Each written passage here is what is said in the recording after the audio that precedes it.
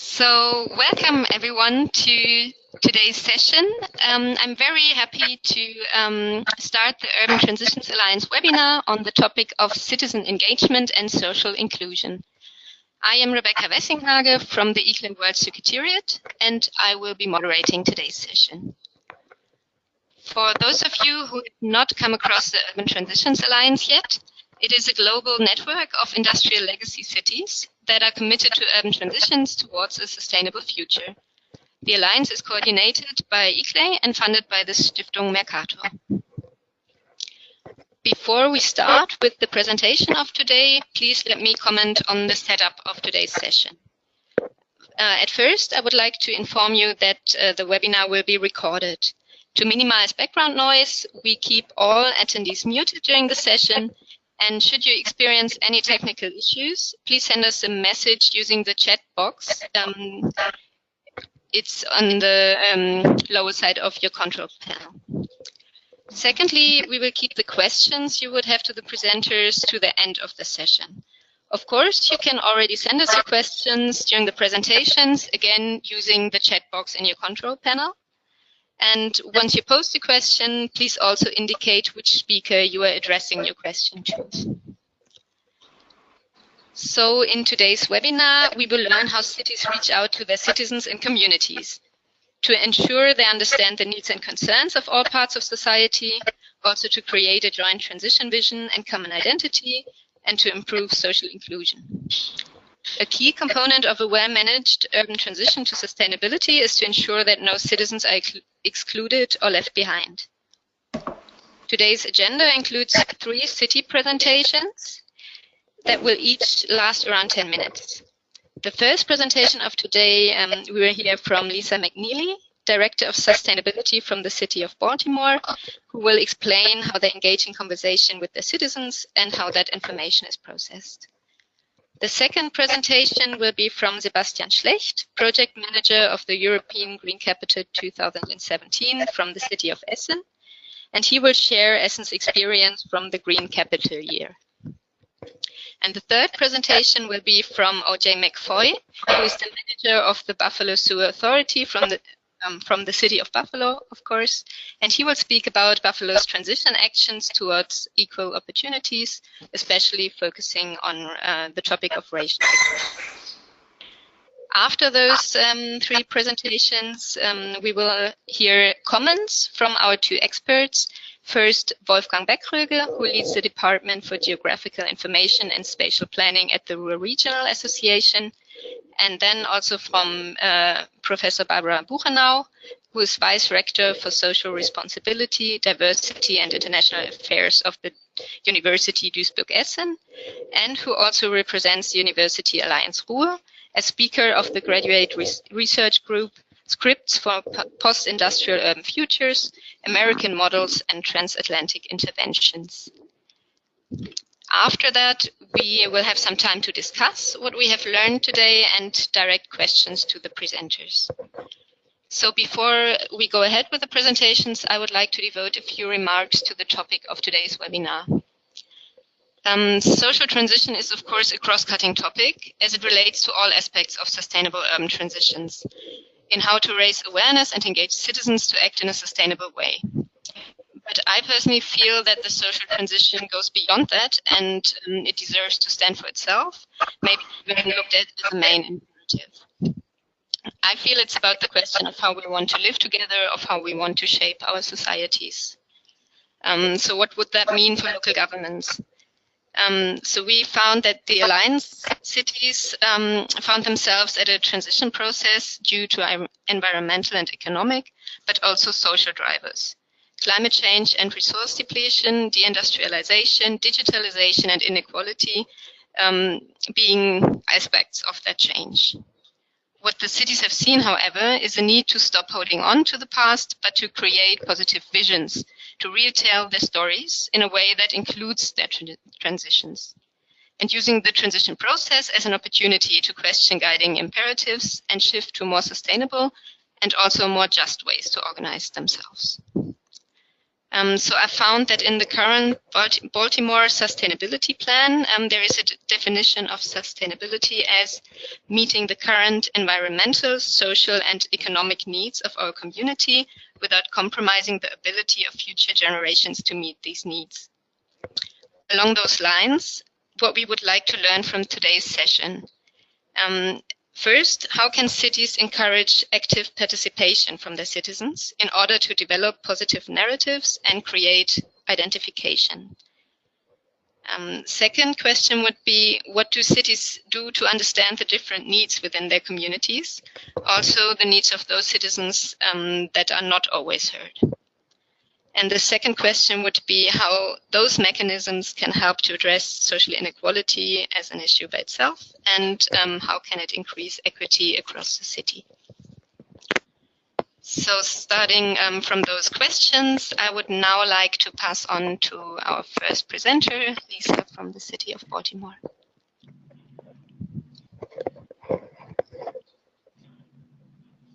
Thank you, everybody. Let's see if I can make this work. Can everybody see is my screen visible? Great. So what thank you to ICLEI and to the Urban Transitions Alliance for inviting me to talk about this.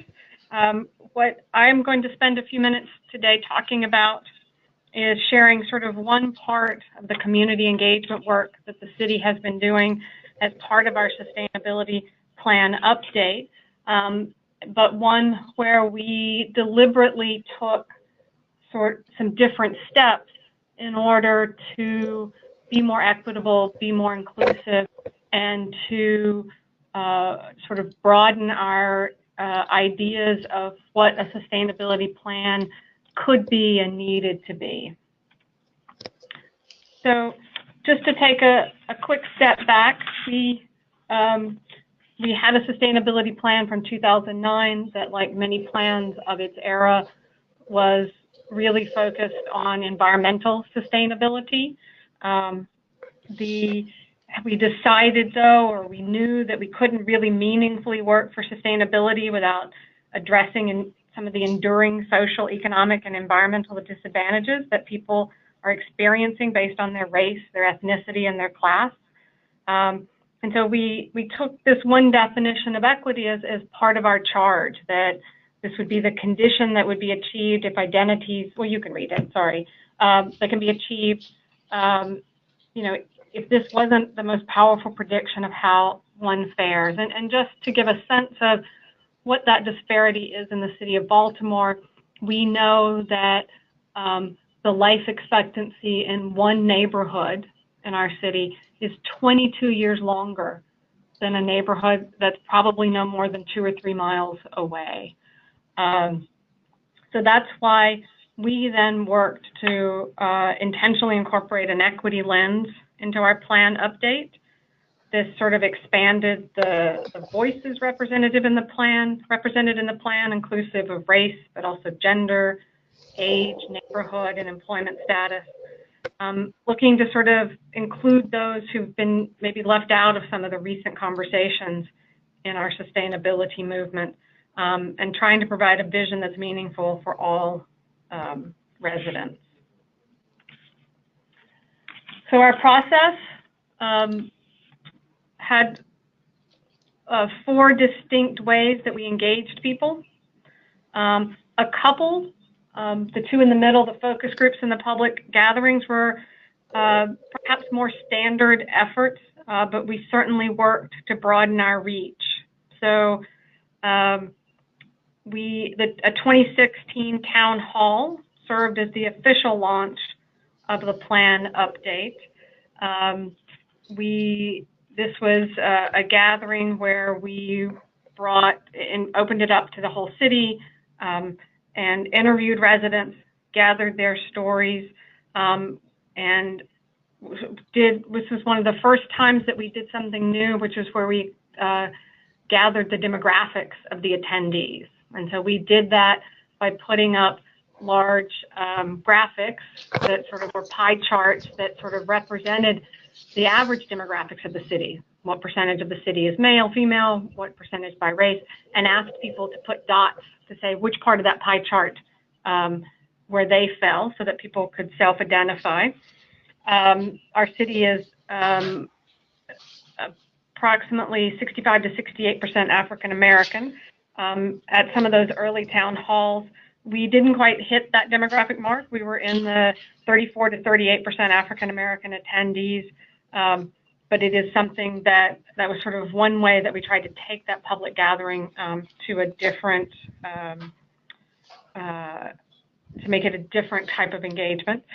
We also, with these focus groups and stakeholder meetings, we pulled together 22 meetings attended by over 500 people to sort of talk about, that were topic specific, so energy, racial equality, food and farming, and used those comments that we received to incorporate into the plan, and then continued to have follow-up meetings on those focus groups. I think the more interesting part of what we did at that town hall was launch our Every Story Counts campaign.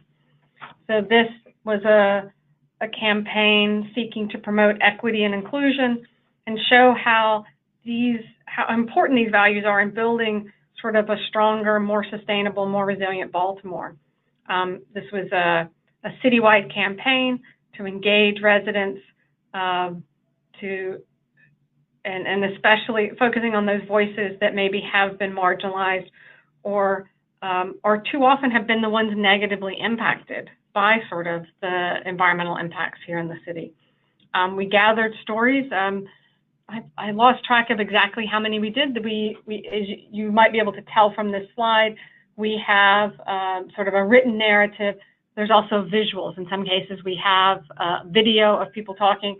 Often it's just them telling their stories. This is something we got, I don't know, 15 to 20 or more of these. We gathered them, posted them online and on social media, and I think they really helped us sort of as we were thinking about what does this new sustainability plan need to look like for the city to really include both social and economic sustainability as well as the environmental, but also what it means to sort of even talk about it having an equity lens. Probably the most ambitious part of what we did were our sustainability ambassadors.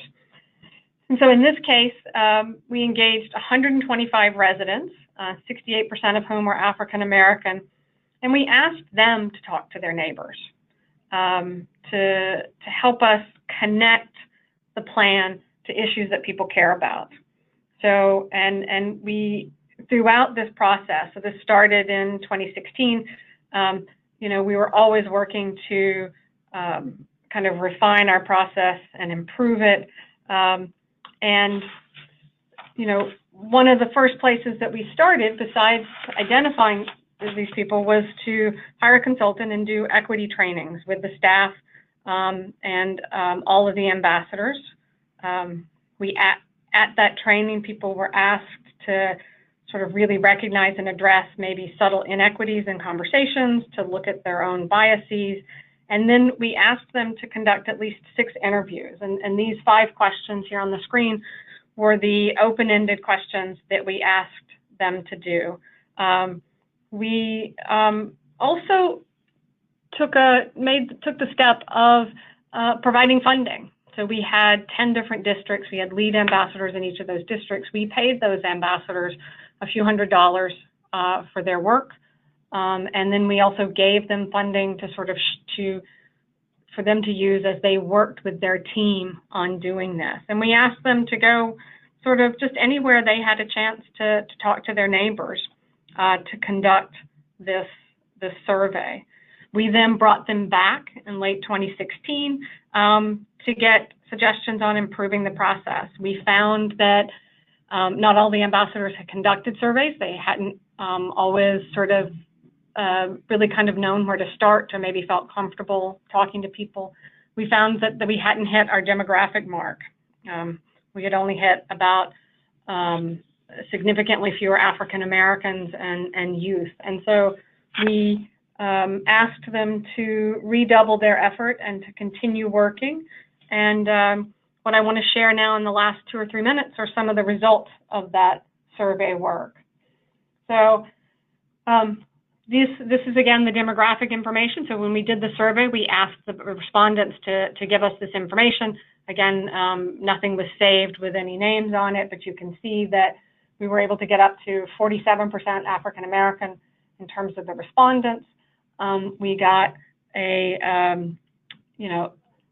we had well over half female, but we had more male respondents than we've typically seen at some of our gatherings. So one of the early town halls had only been about 1/3 male as opposed to over 40%.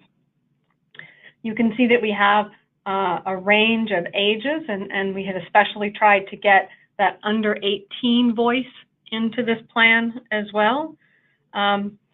We did still have a very high percentage of people who were relatively new to the city,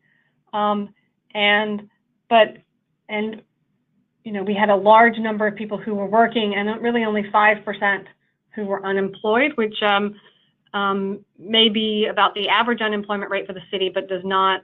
That's not the rate across all demographics and all neighborhoods. So in terms of answers to the questions, this is one of the graphs. I didn't think you all wanted to see a bunch of graphs, but I want to quickly kind of go through what kinds of answers we got. Some of them are more surprising than others. So when we asked people what they liked across all ages and age groups, people told us that they liked their neighbors. The next two most frequent answers were sort of proximity, and by that we had sort of lumped together answers that talked about access to local amenities and walkability, and then sort of having green space around. One of the things that we really noted was that our younger respondents had cited quiet as their second most frequent answer. This led us to actually add a noise section to our sustainability plan. When we asked people what they liked least, it was overwhelmingly safety and litter. But again, people were also had concerns about the opposite of proximity, poor access to amenities, and concerns about drugs and jobs. What we found is that safety was an even larger concern for some demographics, especially white women in the 31 to 60 range. When we asked about what ideas on ways that government, private, and nonprofit partners could make it better, the answers started diverging more. People wanted to see improved transportation and local government operations, but they also wanted support for the community level efforts. When we asked what people could do to make the neighborhood better, respondents really seemed eager to support their own neighborhoods. They suggested doing waste pickups, volunteering, self-improvement, attending community meetings, and building stronger relationships with the neighbors. And the final question, in terms of making the city a better place, we got responses, not surprisingly, around local government services, public safety, and economic development. So on that note, I think I'd run over my time a little bit, but I just wanted to leave it at that, and I'm looking forward to hearing the next two presenters. Great. Thank you, Lisa, for your presentation. And we will be very keen to see the updated sustainability plan in place and see how your activities then influenced how the plan looks like. So coming up next is the presentation of Sebastian Schlecht, who will share some experiences of last year's European Green Capital, the city of Essen.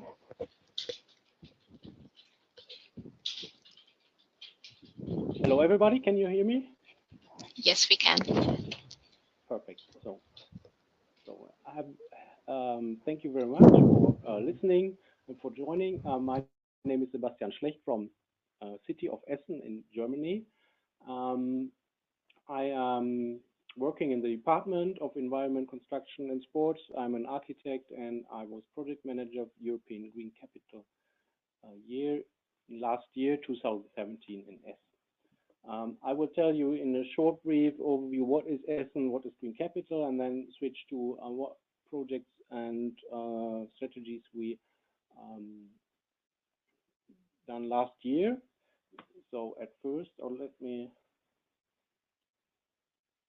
try. Yeah, it is working. I hope you see the chart. Essen is a city based in the Ruhr metropolis. In the whole region has 5 million inhabitants, and we are the third biggest agglomeration in Europe. So we are part of this big area. City of Essen has around 600,000 inhabitants, and we are a region with a coal and steel history. You see on the left side, on the bottom, old picture of the steel production in Essen. On the right side, in the middle, you see the view. What is it today? So we have 150 years transformation and structural change in the whole region and also in Essen. The Green Capital Award is an award that is coming from the European Commission.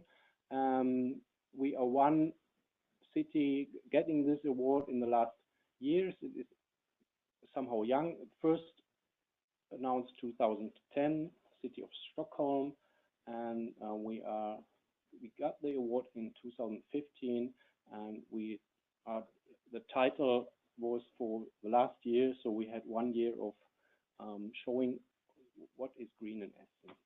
I have to do something here.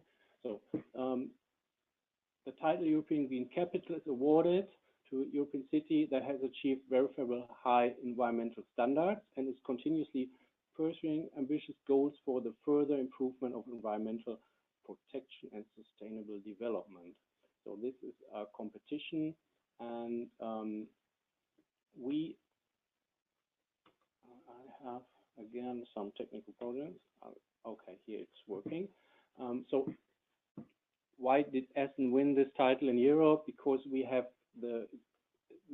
can represent the history of the structural change, which is related to our region, but is still visible, very good visible in Essen.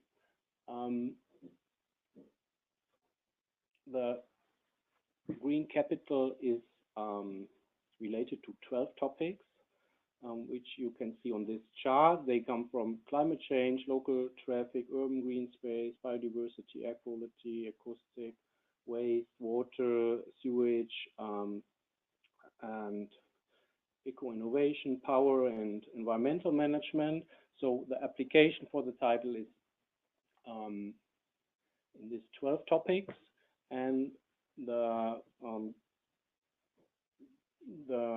strategy was how can we communicate and how can we bring the idea to our citizens and to everybody else that Essen is not longer the gray and industrial area, but it is a green and livable city and region. Essen is also has a green history. During the industrialization process, the region and the cities here have been populated very fast. So we had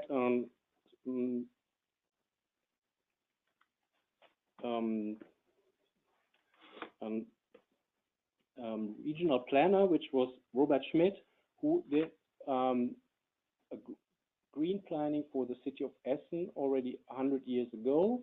Robert Schmidt is also the founder of the Ruhr Regional Association, which is one of the important institutions. They drive the structural change in the whole region. So the history is a green planning with green rays, and which is still visible in Essen today.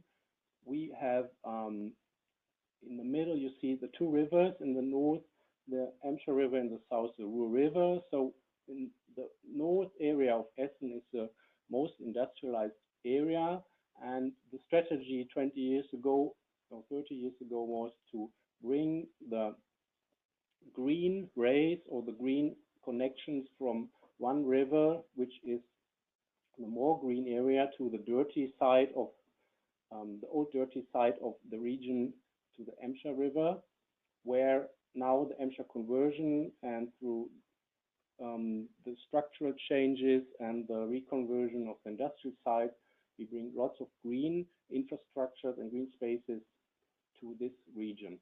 On the right side, you see the logo of the Green Capital. So we symbolize the cityscape of Essen with the two rivers and the connecting greens in our city.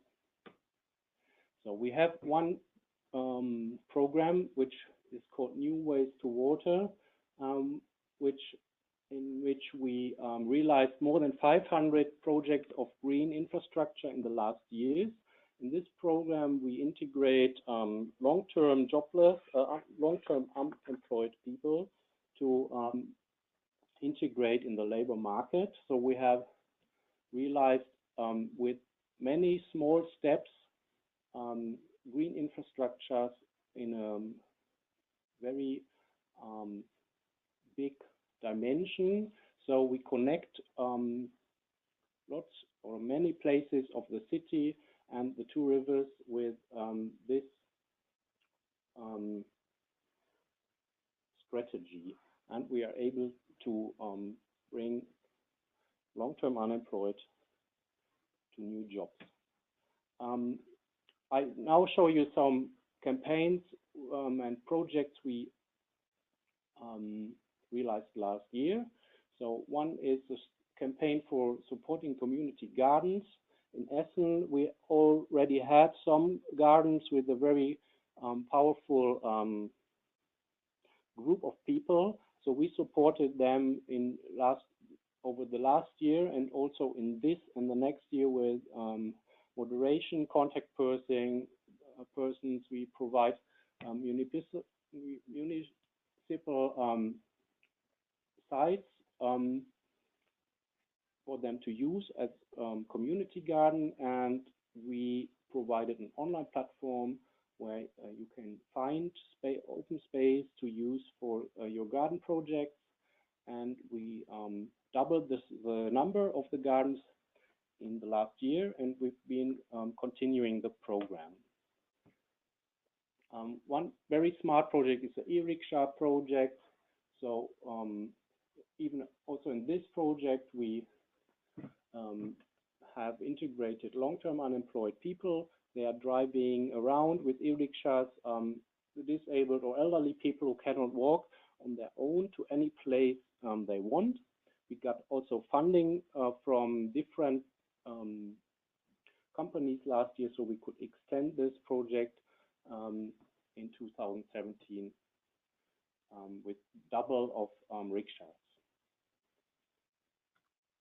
So one very smart project is Do You Want to Go With Me? This is a guided weekly offered walks in all 9 districts of the city of Essen.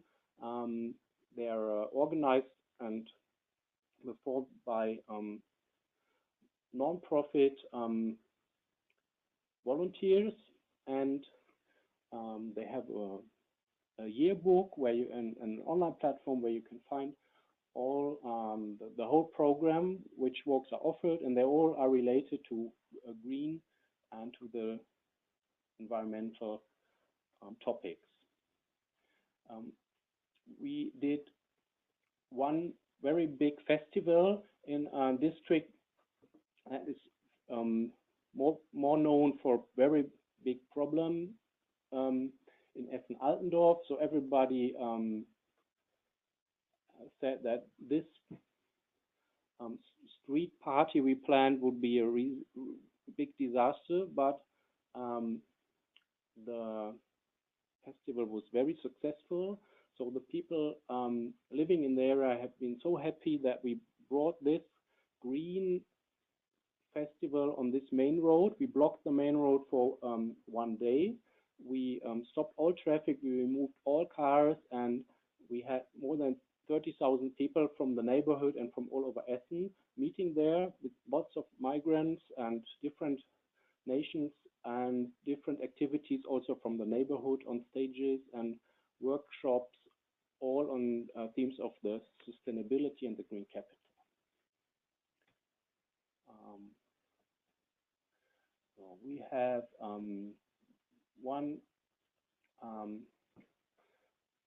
School of Nature in Essen.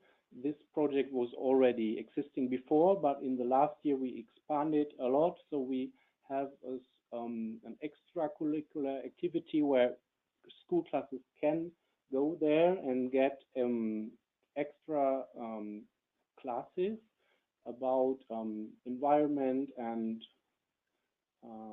sustainability. So in the last year we had more than 45,000 children visiting this school, and we expanded with a new full-time staff person, which is funded also in the next years. One project was the soccer field pattern. So we renovated 4 soccer fields in Essen, and we celebrated the opening with famous soccer players. They once played in the Essen football team, and we cooperated here with the youth welfare and the local sports federation.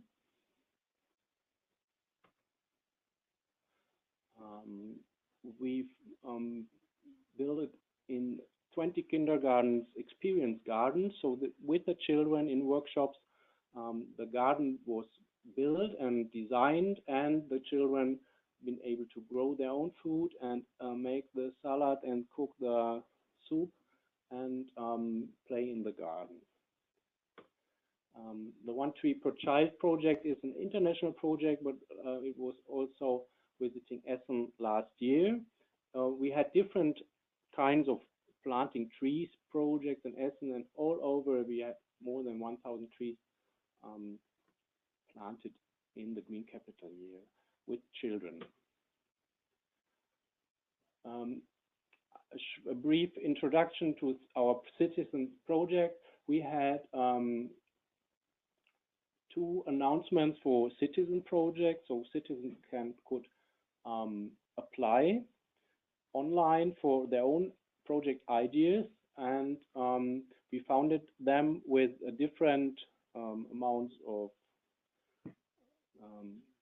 money, and we had 3 different types of projects. So the 1,000 euro project was completely funded with 100%.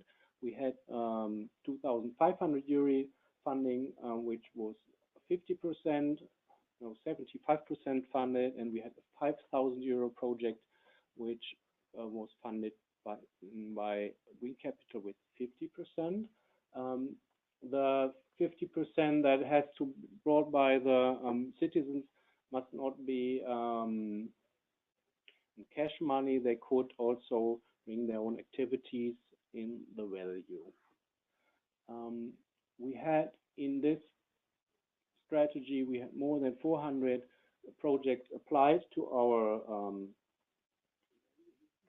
our call, and in the end we could realize more than 200, I think in the end 210 projects in the last year. This strategy will also continue this in the next years, so we could get the money in the city government to continue this citizen project. I just show you very short some of them. So this is Elting Möbel. There are furniture built from old furniture thrown away with bulky waste, and also this is a group of design students, and they also had upcycling workshops, so people can learn how to build them on their own. We had a green fashion tour related to design and fair produced fashion. Oh, there's one missing. So we had several projects related to green and green spaces in front of the doors, and one of the main tasks, the main, how you say, so the projects must be accessible by the public.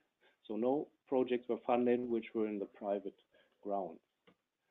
We had a Green Capital Day. This strategy is realizing one project in each district of our city.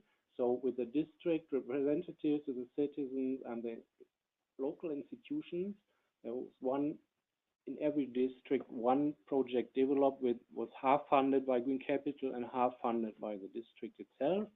So we realized 9 projects in all 9 districts over the year, redesign of an old staircase and public square renovation. We had graffiti and painting in the on the underground. We had a community garden project in this strategy. So we had all over the city one realized project which is not temporary but really for the future. We have an interim use of an empty building. So the building you see on the picture was just available for the year 2017. The people, institutions, they stayed there. They just left the building short before, so it was in a good enough condition.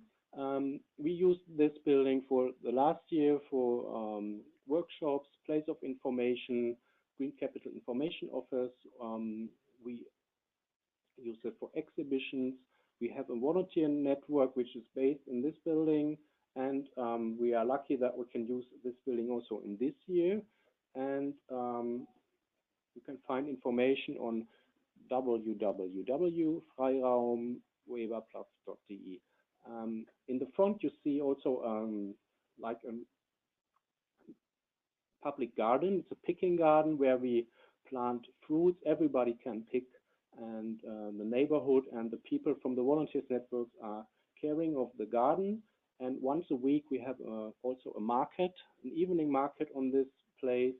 And we provide also from the project a program which is also on the same day as the market in the evening. So we have a volunteer network which we supported over the year and also in the next years. We had more than 150 volunteers supporting us in all our projects, helping on festivals, on congresses, on guided cycling tours, on everything we did.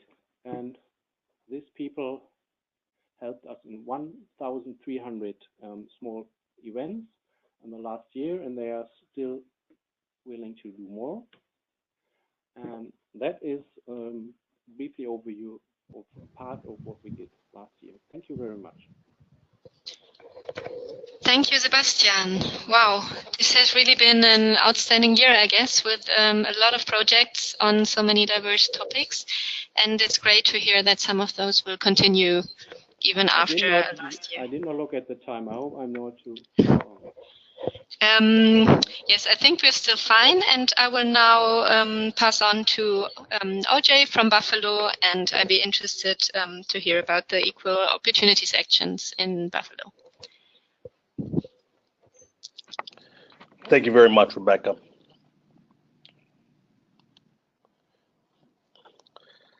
Hello, I'm Oluwole McFoy, and on behalf of Mayor Byron Brown, I would like to thank ICLE, as well as all of your participation in today's webinar.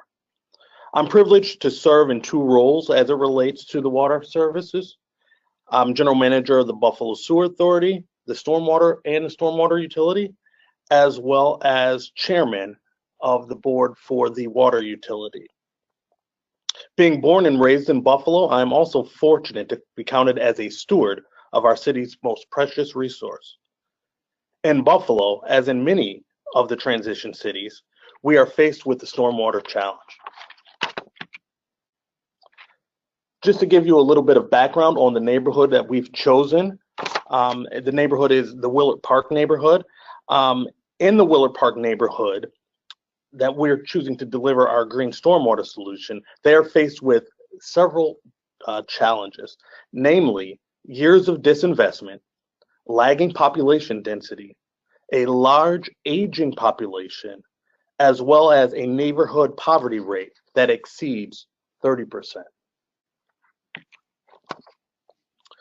So what you have in front of you is a couple of pictures. And I point to this because before we sought to reimagine this large expanse of asphalt and reinvigorate this community through Green Street, before we created digital renderings of the proposed green solutions along William Street, before we brought large, noisy construction equipment in, before we exposed the underground utilities, began installing porous pavement, new curbs, and new sidewalk, we first were deliberate in our intentions in the community being associated and a part of this solution. We met and toured the neighborhood with the community. We worked with the neighborhood block clubs. We worked with the neighborhood council members and the political staff. We also worked with the churches and the pastors and the residents to ensure that they were part of the conversation at the beginning.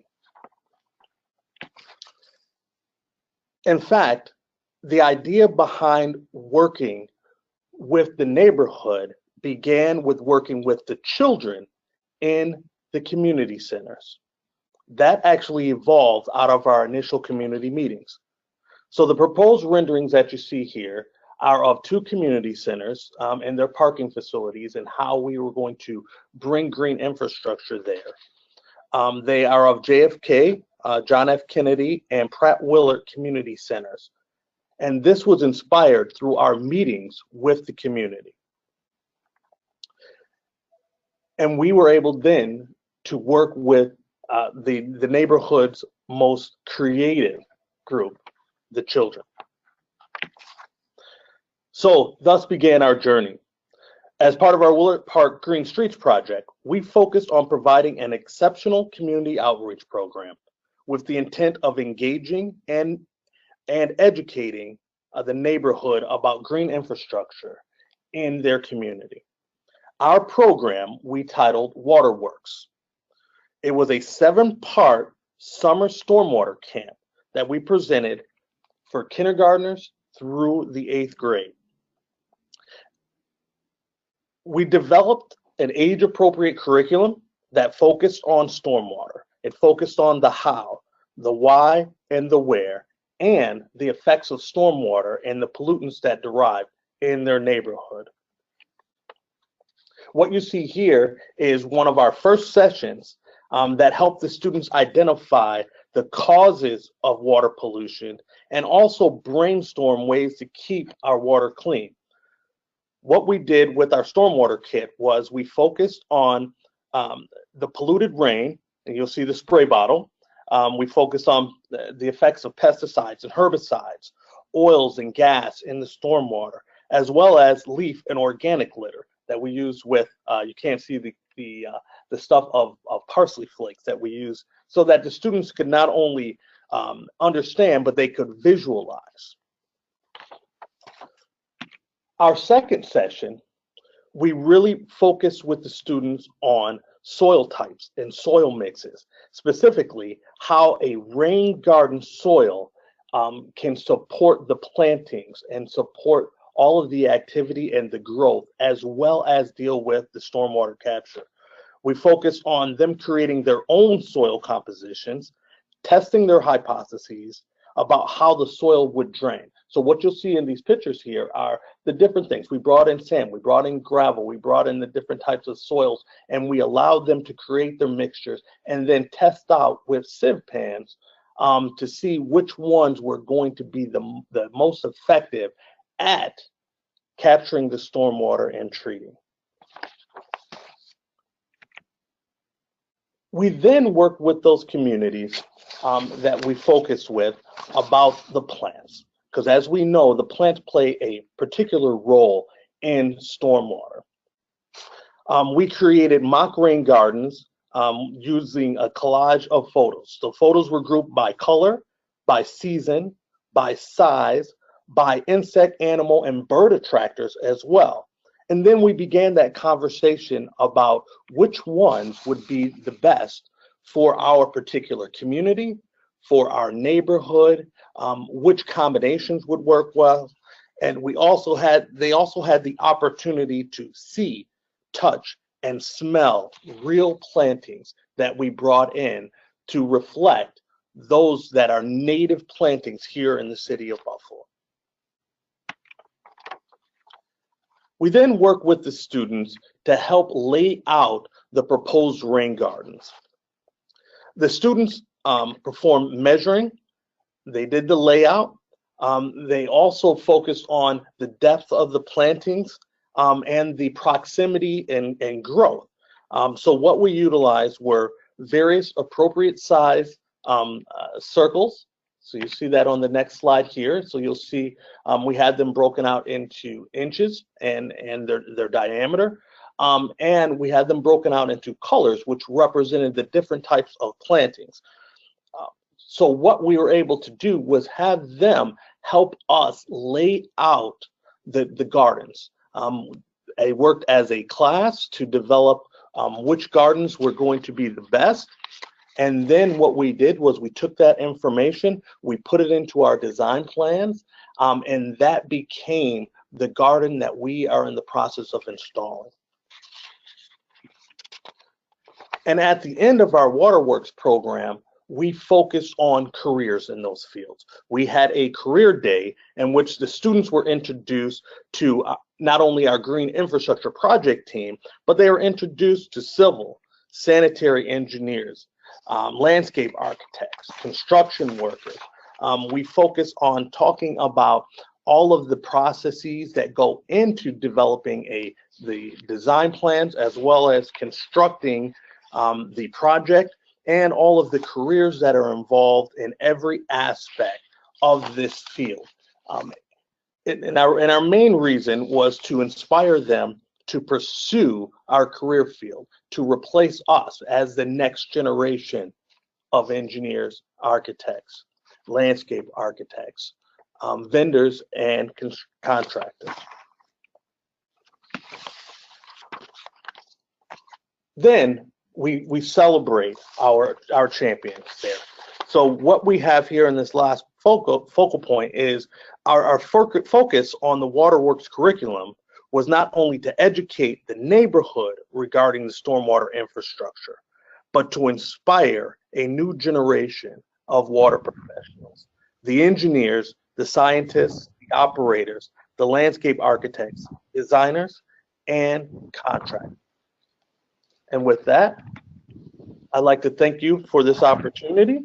I think I've stayed within my time limit, and I'm going to pass it back to Rebecca so that we can open it up for questions. Thank you. Thank you very much, OJ, for this presentation. I think you made a great example of how the city is working on the ground with the community to also create a connection to the direct environment. Yes, I think before I would like to go into questions, I would like to directly, first of all, I would like to thank all presenters for their presentations. And then I would like to directly pass on to our commentators. And at first, I would like to give the floor to Wolfgang Beck-Röge, speaking on behalf of the Ruhr Regional Association. Okay, hi everybody, and thanks for the invitation, Rebecca. Yes, my name is Wolfgang Beck-Röge, and as you see, I am the head of the Department for Geographical Information and Spatial Planning, and Sebastian Schlecht introduced the Regional Association Ruhr in a brief way, and I think it's enough for this discussion now. Comments from my point of view first. It was very impressive presentations, all three I found, and in my opinion, they show a lot of different ways to put the inhabitants of the towns into the plans, into the work all these towns will do. But I have some questions regarding the presentation, if it's possible now. Rebecca? Of course, it is possible. Okay, because I found it was a very interesting survey Liza McNally gave us, and I have one question. Can you say something about the model split of transportation in your town? As how many people use public transport, cars, bicycles, or go at feet? Is it possible to have the parts of this different transportation ways?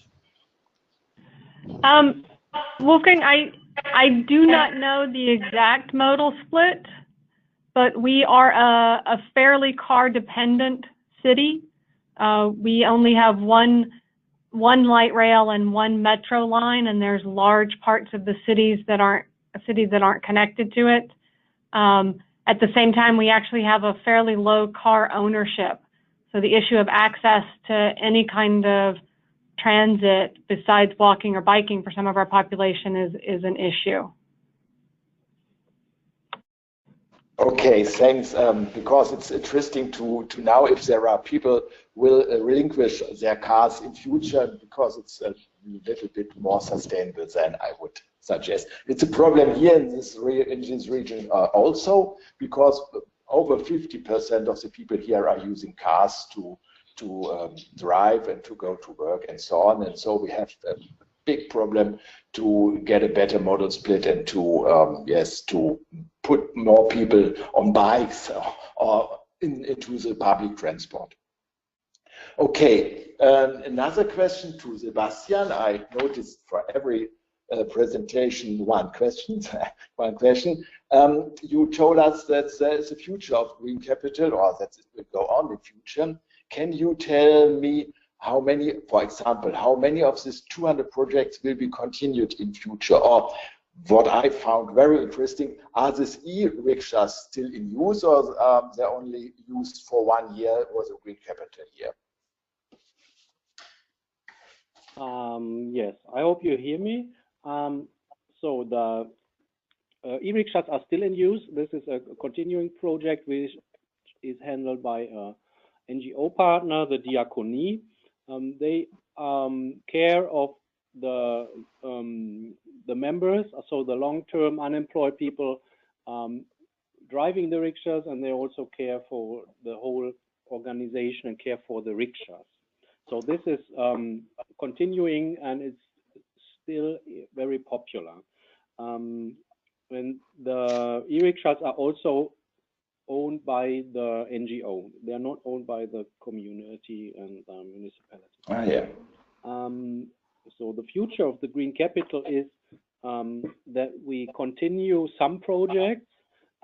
So one project we are continuing is the citizen project strategy, and in this strategy we want to fund about 100 small projects every year in Essen. So these are not continuing projects, they should be also new projects every year. So they are small projects, but for 1 year. So the people get 1,000 euro funding, up to 1,000 euro funding for their projects, if they apply to our call. Other projects we are continuing is the voluntary network. For example, we continue the strategy for community gardening. We also continuing with the kindergartens and the school of nature, the nature school. So we have also continuing projects, and we have also events that have been so successful that we try to reproduce them in the next years. One of them is the Green Up Altendorf, which we try to bring also to other parts of the city in the next years. Okay, thanks. And one question from me to Mr. McFoy, because I found it's very, very interesting to include children so early in your green infrastructure plans. Another part of this green infrastructure plans could be green roofs for the rainwater or stormwater. And are these green roofs included in your plans for the district you showed us also? The 2 locations that we did with the community centers, we did not include green roofs in there. Those we did do an evaluation of the life expectancy of those roofs, and they were relatively new, but they had to be reinforced. So what we focused on was the surface runoff with the parking lot at both of those locations. But green roofs are part of our global city plan, and we are always doing evaluations. Okay, thank you very much. And now one last comment from me. You showed us a lot of projects dealing with small groups and small quarters you involved. For such an association as a regional association, where it's not so easy to make this sort of participation for the inhabitants, because there are 5 million inhabitants, and so we have some problems to involve all of these inhabitants in our plans we are also doing for this region.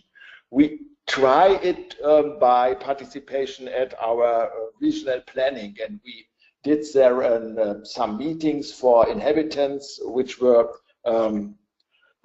together with a big newspaper in this region some years ago, and so we collected 1,000 ideas for this region, not directly to make from these ideas direct results, but to put these ideas into our regional planning and to look how this regional planning should be. And the most ideas are dealing with public transport, because it's not very good, not really poor in this region, but not very good. But I think it's not so easy for a big region to include the inhabitants into the plans or the plannings for this region so easy as it's possible for one town or for some districts in one town.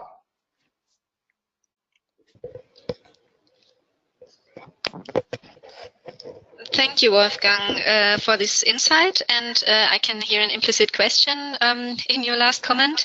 But maybe before we go back to the cities yet another time, I would like to introduce the second perspective from Barbara Buchenau, who also does research on the topic of storytelling in cities. So welcome, Professor Buchenau.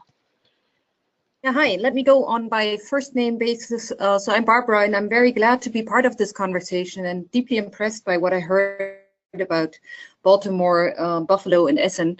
And I greatly like what these 3 cities are trying to do to sustainability, if I can say so.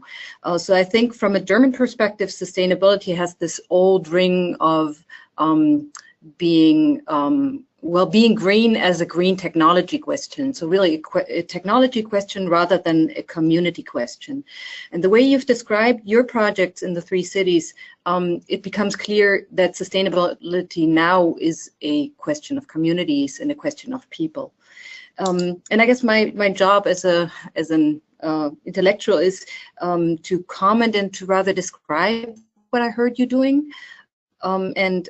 So bear with me and tell me whether what I'm describing somehow resonates with what you think you're doing. I really appreciated Lisa's introduction and her reminder that sustainability in 2009 meant something very different from what it means today. So this idea that you turn sustainability from a technologically oriented citizen science that actually really only addresses a very few people and that tries to save energy into a project for everybody in the city, allowing people to save their energies and to lead stronger lives.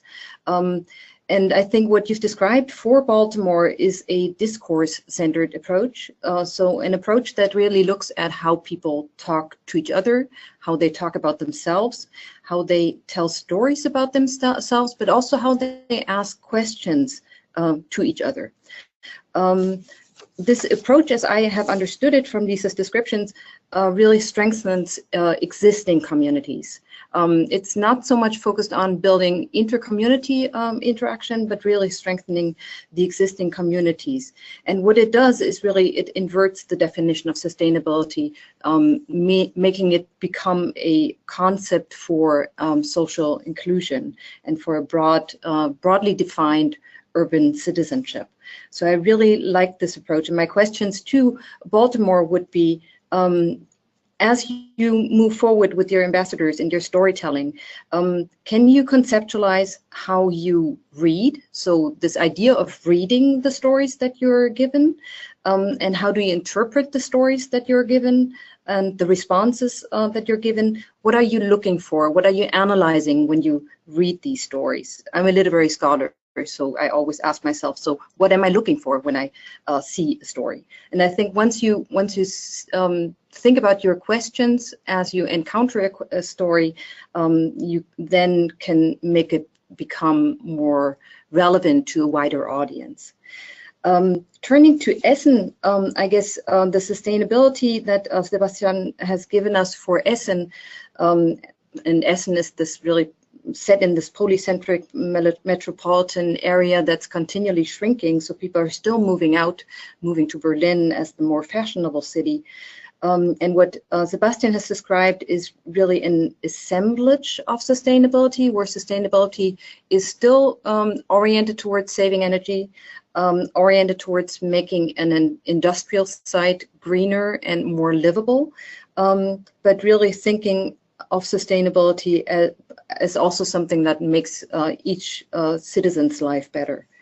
And the question for me there is, so actually also what I wanted to describe is that the Essen example is very much action-centered, also not discourse, but action.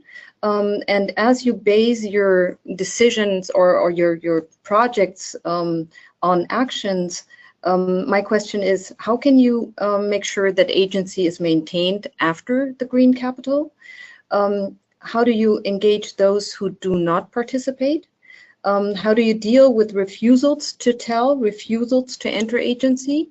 Because that is also a very important agency in the city, and also maybe a positive and productive agency in a city. So refusal is not bad, but how can you integrate this idea? And for Buffalo, I really enjoyed this also agency-centered but intellectually driven enterprise that Lowoli has described for us. And I would call this very much a infrastructure-centered approach, so looking at infrastructure and at institutions, and really starting from small institutions, going up to bigger institutions, and then only then changing the infrastructure. And what I liked about it is the combination of a recognition of the importance of institutions and a recognition of central and intellectual experiences of citizens, and the fact that you need to include these experiences and need to build on these experiences. And I guess I would call this Buffalo example a condensation of sustainability, and sustainability condensed as it is here now is a citizen science. And my question for Buffalo would be, how do you turn these citizen scientists that you've trained, how do you call these, turn these citizen scientists into the professionals that you're dreaming of? How do you also evaluate the institutions that have helped you bring about this change, and thus strengthen the institutions that are particularly relevant to the change that you're working on? Thank you very much. Thank you very much, Barbara, for your comments and questions. I think that brought the conversation to yet another level. And I think there was quite a few questions that you posed there, which I would like to direct back at the cities.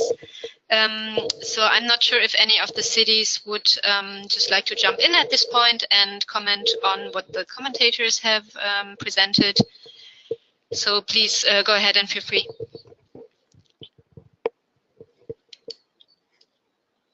If not, I can just repeat the questions. So what I understood from Wolfgang in the end is how engagement or citizen engagement would relate to the size of the population. So having a metropolis like the Ruhr area in contrast to like a middle-sized city, rather. And from Barbara, the questions that I gathered is directed at Lisa. The question of reading. So what do you look for in the stories of the citizens? Directed at Sebastian, how the city of Essen is dealing with the citizens that are not participating in the different activities around the Green Capital and the sustainability, calling also mentioning the term of refusals, how they go ahead with or direct refusals. And the question to OJ, if I understood it right, was that how the citizen scientists, like the young people and kids that they work with, how they would later on turn into professionals. So the institutional side or the education side of the approach. Maybe I would suggest just to start with Lisa, if that's fine. Yes, thanks. So I think I can answer both Wolfgang's and Barbara's questions with a similar way. So the Baltimore is, I think, even more than many other cities here in the United States and on the East Coast, which are, date back to the 1700s, is very much a city of neighborhoods. And so the comment that, a lot of what we were doing was sort of strengthening existing communities really sort of probably aligns with sort of a lot of how we do engage with people here in Baltimore, that while there is citywide engagement, and we're a town of 620,000 to kind of get to Wolfgang's point about the size of the city, our engagement is very often really just has to be kind of at that neighborhood level. And the neighborhoods are, we have, I don't know, 120, 150 in the city. And so you can see that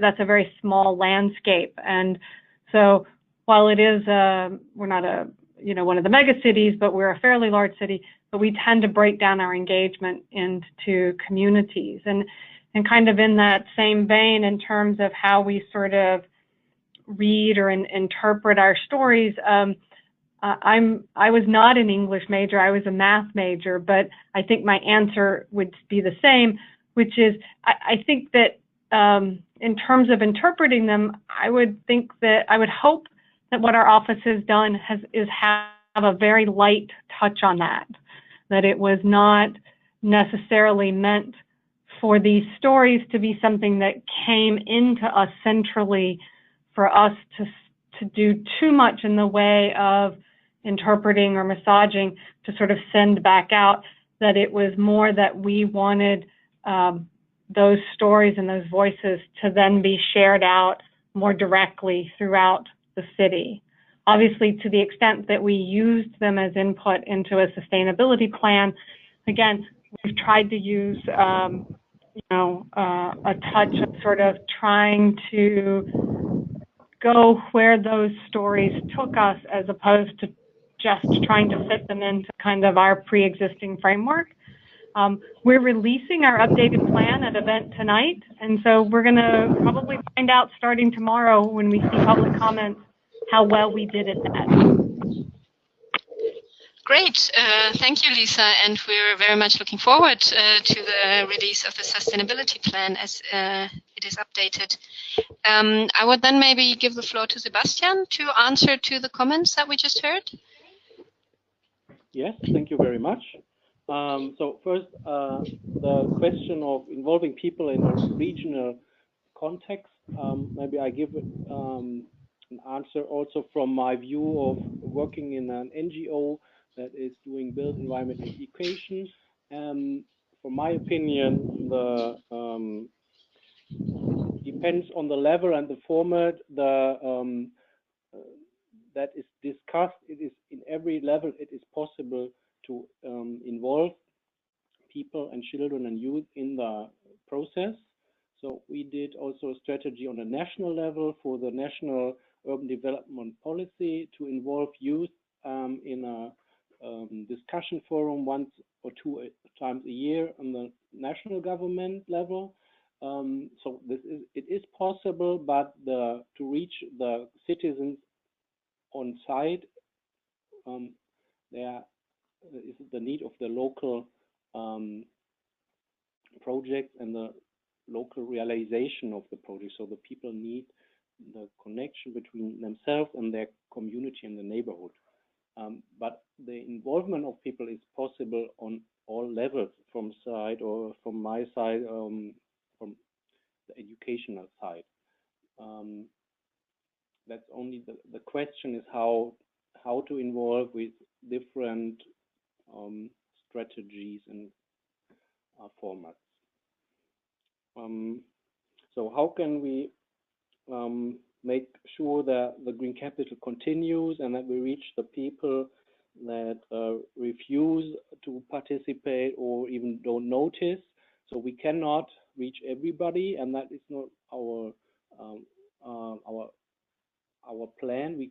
It is not possible to reach anybody. So we tried to bring the communication about this green themes to a smart level, where we just talk about food, we talk about how to get to another place, we just show examples with the street festival, which bring a lot of fun and on a very low level to the people, and not to point with the finger on them and say, you have to use your bike, you have to eat less meat, you have to do this.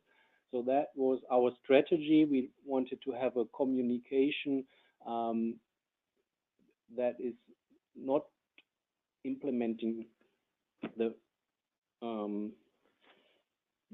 refusal, or not implementing, but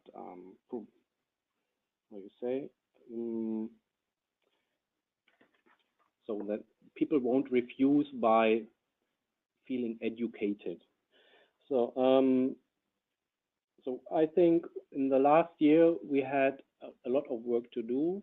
We had in the process of the Green Capital only a very short time for the preparation of all these actions. So we could have done something much better, but in the end we are very proud of reaching a lot of people, and we got a good response also in our evaluation.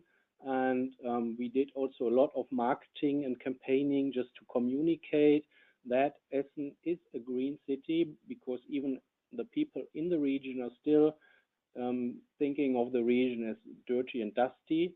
And so it is not only the marketing for foreigners or people who come from outside to our area, it is also the approach to reach people who are living here, to tell them the story. We did already change from gray to green, and we do even much better in the future, and we can do much better, because we are the best example for the change, how to change a region in so many ways. And so I think if we go on to tell that story in the next years, and to continue the processes we started, and we had lots of wind from the back from last year. So for different discussions, it is like cycleways, the discussion about electric mobility, the discussion about biodiversity. So we had so many good examples in the last year, which we can show the people that we are good on a good way, and that we can go on. We will reach the much more people in the next years, and the change of the identification of a whole region or a whole city is not done in 1 or 2 years. It's a question of a generation. So I think if we go on, we will get even much better. Thank you, Sebastian, for your reflections. And I would now like to give the floor to OJ to respond to the commentators. Thank you very much, Rebecca. Just as a follow-up, STEM in the States here is really big, and that is science, technology, engineering, and math. And I know we heard about it when we were visiting in Germany as well.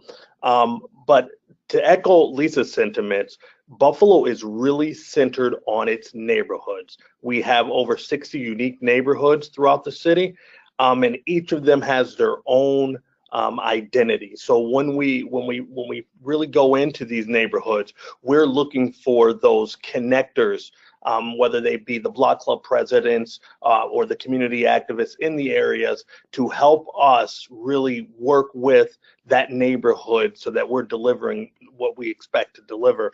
One of the things that we did, and what I heard the question from Barbara was, how do you turn these citizen sciences into the inclusionary members of the change that we're seeking?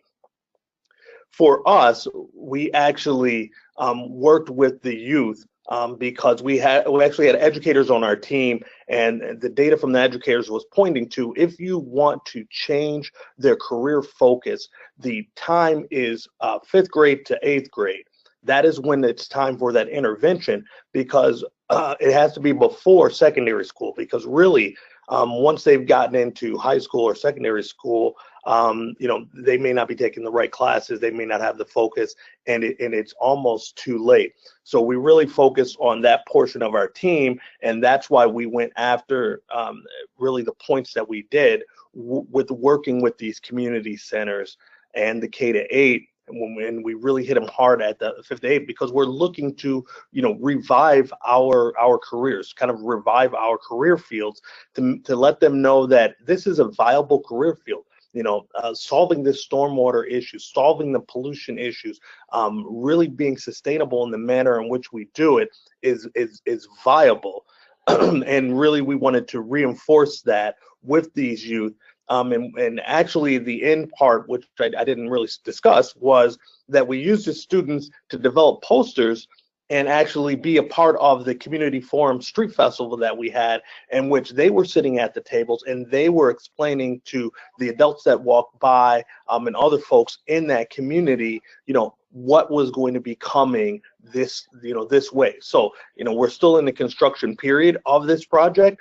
And we're actually looking to have another community forum and a street pop-up for our green infrastructure, where we're looking to invite that same set of children back so that they can see the finished product, as well as communicate with their neighborhood and take that ownership of the particular projects in the various community centers, as well as the major street project. And that's really what we're shooting for in the neighborhoods, is that ownership. And we know if we can do it in this particular neighborhood, we can take what we've learned, the activities that we did, and we can translate that into other neighborhoods, understanding that each neighborhood has a unique purpose.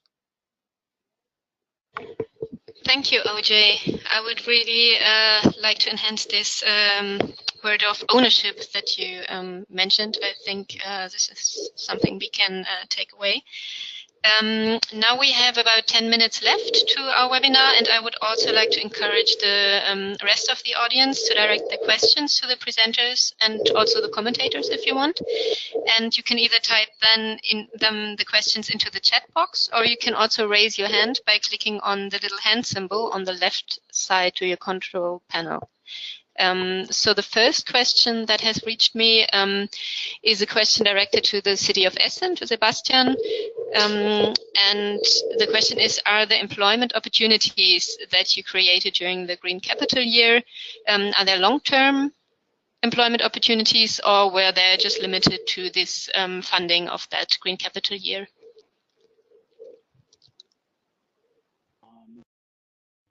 So the project I introduced first was the new waste to water. and this is a project which is not related to the Green Capital Year. We are already working on this since 2005 in this strategy. And during this time, we are working on the green infrastructure, the construction of the green infrastructure concept from the waste to water connecting the north and the south. And with in this project, we are working with the long-term unemployed and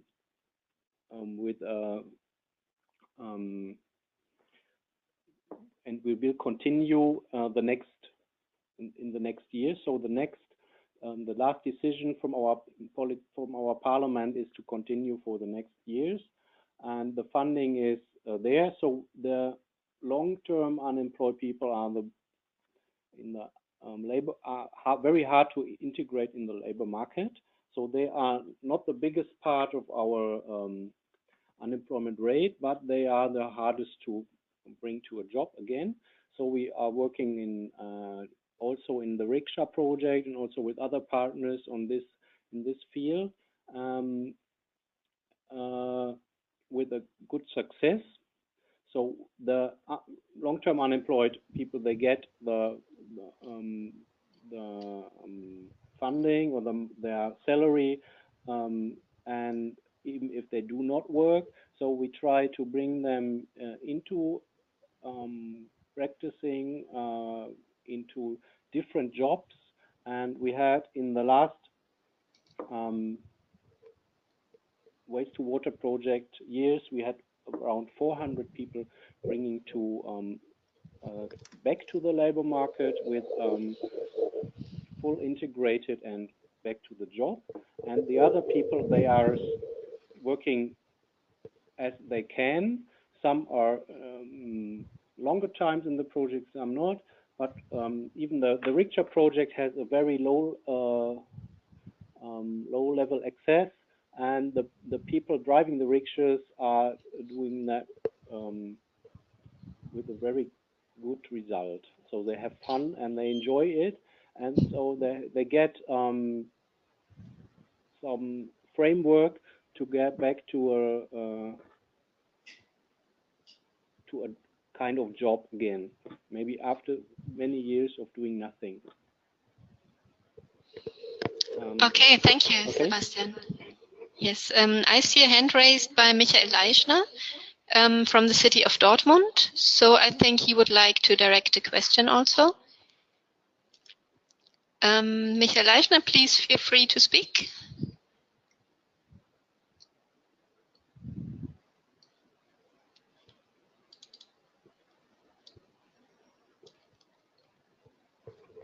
Okay, I'm not sure if he's still with us.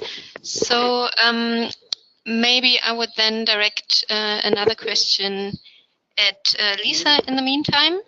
I would like to understand how the citizens of Baltimore perceive the city. Both, I think, OJ and Sebastian have already touched on the identification part, and if it relates to ownership, and it relates to this, what Sebastian described as citizens still perceiving the city in the old stories of a gray city, although it has transitioned to green quite a bit. So could you just tell us about the situation, how you perceive it in Baltimore? Yes. So, so the last 3 years or so here in the city have been difficult ones, especially for many communities, with the very high-profile death of a resident while in custody of the police, and then some resulting riots that happened here. That what we have seen since then, besides what that brought to the forefront in terms of some distrust between citizens and the police, we've had some very high incidents of violent crime. We had a very high-profile instance where a second metro public transit line was canceled by the government, and this would have been one that would have run through some of our underinvested communities and perhaps potentially connected them to jobs. And so I would say that right now we have a situation where we have, whereas we in government are working to regain trust from many in our communities. I think that's part of as well why I think that increases the stakes for this release of the sustainability plan, because I think this plan, because we have broadened sort of the number of areas that we are covering in it and have taken an equity lens to this. It's also a citywide plan. It's not a city government plan, even though we're sort of in charge of drafting it. It raises the stakes for sort of whether or not this is a step that we can take forward towards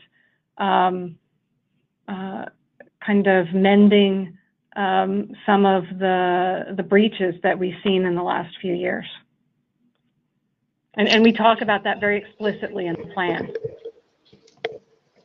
Okay, thank you, Lisa. Are there any other questions, also maybe coming from the presenters or participants towards each other?